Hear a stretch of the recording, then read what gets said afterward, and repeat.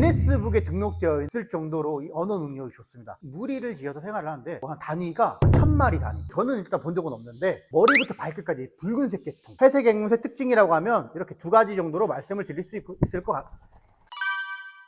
안녕하세요. 앵벌이의 앵백가입니다. 자, 오늘은 회색 앵무새에 대하여 알아보는 시간을 가질 수 있도록 하겠습니다. 여기 있는 요 아이가 회색 앵무새인데요. 요 회색 앵무새는 부채꼴 모양의 회색깔 깃털을 가지고 있어서 회색 앵무새라고 불리우게 되었습니다. 회색 앵무새는 크게 두 가지 종류로 나눠집니다. 팀내 그리고 아프리칸 그레이, 이렇게 두 가지 종류가 있습니다. 국내에 있는 대부분의 회색 앵무새는 아프리칸 그레이예요. 팀내와 아프리칸 그레이의 가장 큰 차이점을 말씀드리자면 등치 차이가 확실하게 구별이 됩니다. 팀내는 좀 작아요. 아프리칸 그레이는 좀 확실하게 커요. 1.5배 정도 이제 크기 때문에 그 이제 차이로 확실하게 이제 구분을 할 수 있고요. 국내에 들어와 있는 대부분의 회색 앵무새는 아프리칸 그레이 종입니다. 회색 앵무새는 팀내와 아프리칸 그레이가 있다 정도만 이제 아시면 될 것 같아요.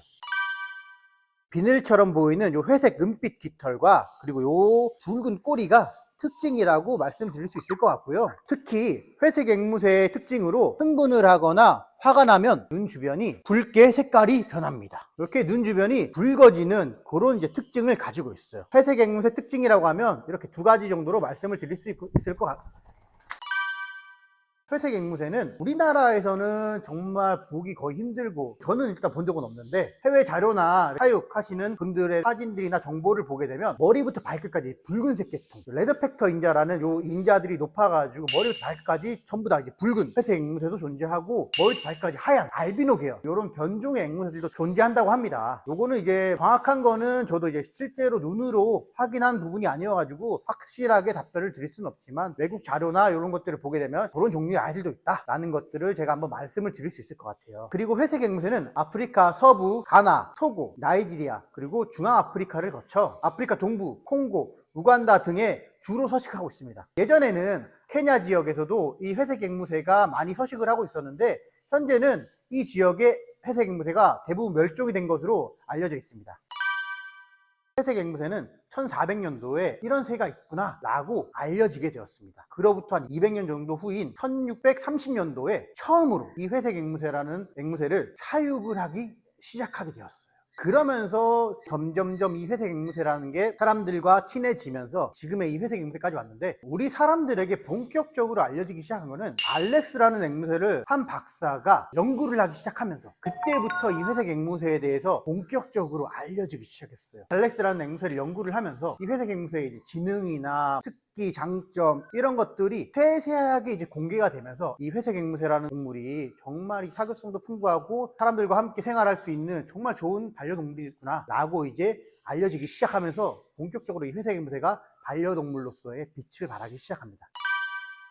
회색 앵무새의 특징은 감수성이 굉장히 풍부합니다. 감정 전달이나 이런 것들에 대해 굉장히 예민하게 받아들이고, 그런 것들에 있어서 굉장히 발달이 되어 있어요. 그리고 배우자 유대가 굉장히 강해요. 밥을 주는 사람을 가장 좋아하기는 하지만, 우리 가정에서 가장 서열이 높은 사람을 일단은 복종을 하고 들어갑니다. 그 이유는 뭐냐면, 이 회색 앵무새가 야생에서는 보통 이제 무리를 지어서 생활을 하는데, 한 무리 속에 우두머리에게 가장 먼저 충성을 다해요. 그렇기 때문에 감수성이 풍부해요.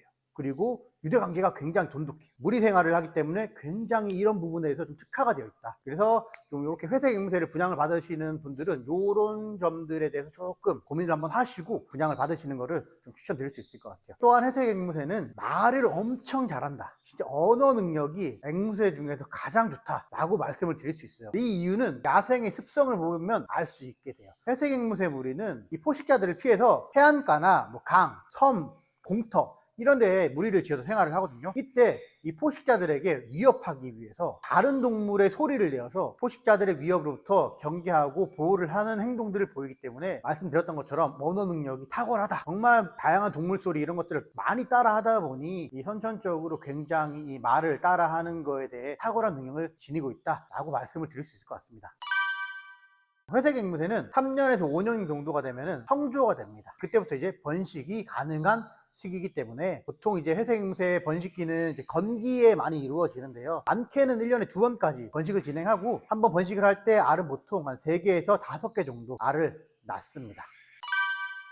앞서 말씀드렸던 것들을 토대로 회색 앵무새의 장점과 단점에 대해서 한번 설명을 드려볼 수 있도록 하겠습니다. 우선 회색 앵무새 장점으로 말씀을 드리자고 하면은 언어 능력이 정말 따라올 자가 없을 정도로 언어 능력이 좋다. 그리고 사물을 구별할 수 있어요. 뭐 예를 들면 TV를 봤을 경우에 이거 TV다. 자전거를 보면은 자전거다. 이럴 정도로 사물을 구별할 수 있는 능력이 30개에서 한 50개 정도의 사물도 구별을 할 수 있고요. 아라비안 숫자를 써주면은 이 모양을 보고 1에서 8까지 정도 이렇게 구분을 할 수 있을 정도로 회색 앵무새는 지능이 굉장히 많이 발달된 것뿐만 아니라 사물이나 이런 것들을 관찰하고 이런 능력이 탁월하다. 앵무새 중에서 1등이다 라고 말씀을 드릴 수 있을 것 같아요. 실제 이제 연구에 따르면은 이 알렉스라는 앵무새는 사람과 의사소통이 가능할 정도의 지능을 지녔다 라고 말할 정도로 굉장히 영리하고 굉장히 똑똑한 앵무새다.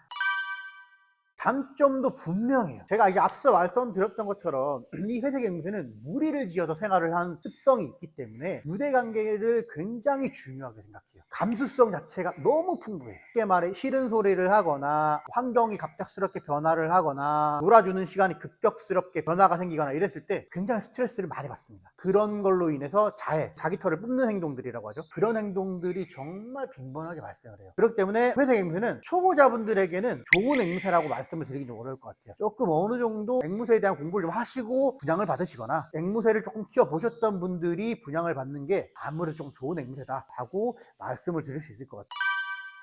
제가 설명을 드리는 거는 그냥 평균적인 대표적으로 이렇다라고 설명을 드리는 거고요. 우리 집 앵무새는 안 그래요? 그럴 수 있습니다. 앵무새는 환경에 따라 기르시는 분이 어떻게 기르냐에 따라서 바뀌는 거기 때문에 회색 앵무새는 평균적으로 이렇다라는 것만 이제 인지를 해주시고요. 너무 맹신을 하실 필요는 없습니다. 지금까지 제가 이제 회색 앵무새에 대해서 알아봤고요. 회색 앵무새에 대해서 궁금하신 점이나 알고 싶은 게 있으시면 댓글 남겨주시면 제가 답글로 친절하게 설명을 드릴 수 있도록 하겠습니다. 지금까지 앵벌이의 앵백가였습니다. 감사합니다.